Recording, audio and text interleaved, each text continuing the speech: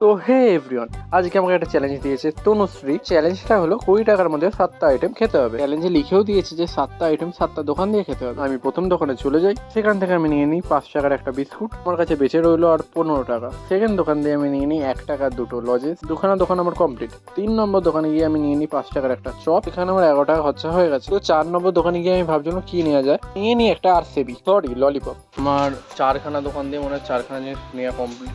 আমার 14 টাকা ইনভেস্ট হয়ে গেছে, এখন আর 6 টাকা বেঁচে আছে 20 টাকার মধ্যে।